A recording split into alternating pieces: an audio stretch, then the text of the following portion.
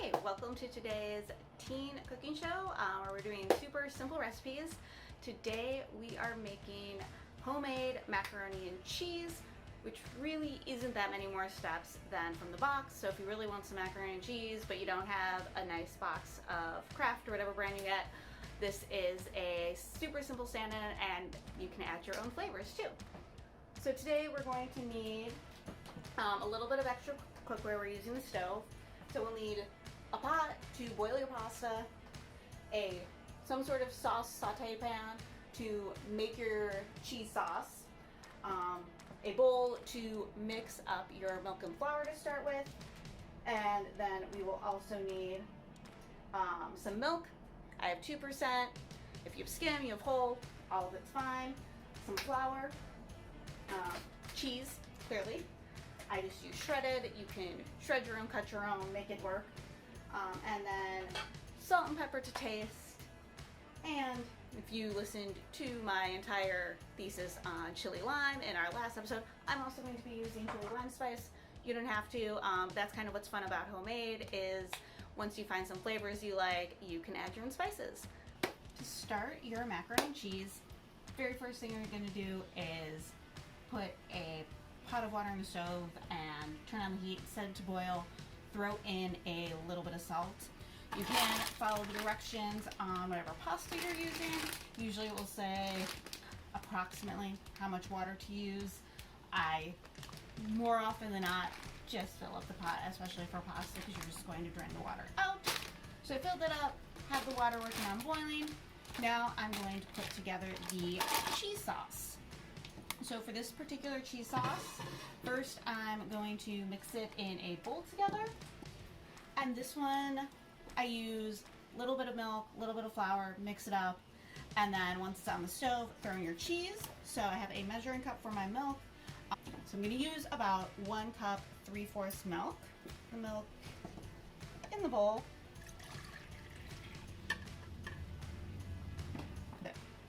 Get about 1/4 cup flour. Put it in the bowl. Stay it and start whisking it together until it's smooth. At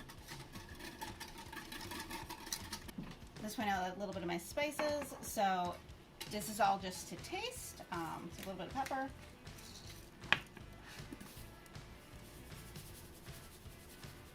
A little bit of salt.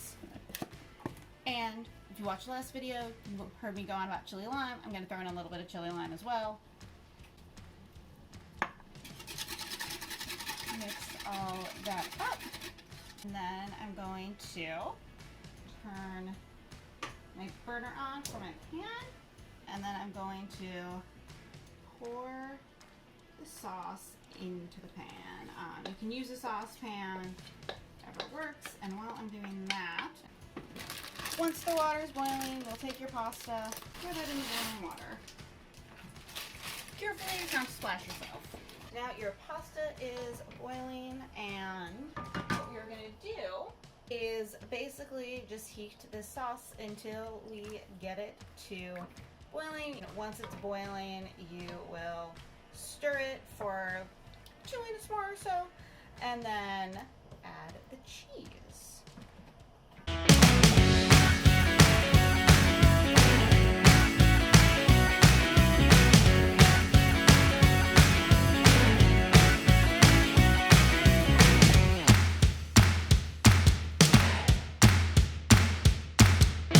Cheese to just a couple handfuls. That really depends on how cheesy you would like the sauce to be. So you can go for more of a cream sauce or more of a cheese sauce. It's macaroni and cheese, so you probably want more of a cheese sauce, but you know, to each their own. Then you just mix all of the cheese up until it's melted. And now the heat's off, so hopefully it won't get too sticky to the pan. Let me check our noodles. So as the pasta is finishing up, you will get out a colander, put it in the sink, and drain the boiling water from the pasta. You will want to be careful with this step and make sure you don't spill any of the said boiling water. So I'm going to put this in the sink.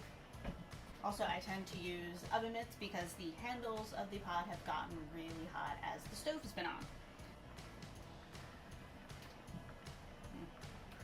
Really, the best way to test if pasta has been cooked through all the way is to take a piece, blow on it, and hot. 1 minute more, slightly al dente. Al dente? Al dente.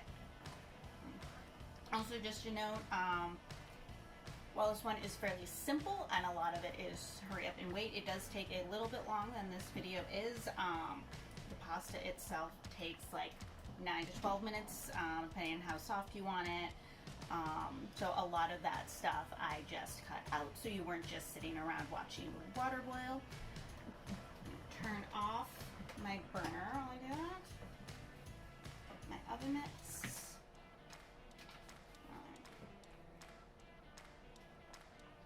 Over to sink. Then bring it back over, depending on your size pan. A lot of times I'll dump it back in the big one, pour the cheese sauce on. This pan is actually fairly large, so I'm just going to take my noodles, pour them into the cheese sauce. Move that out of the way now. And coat them. Then at this stage, you can taste it and see if you want to add more salt, pepper. If you've joined the cult of chili lime like I have, chili lime.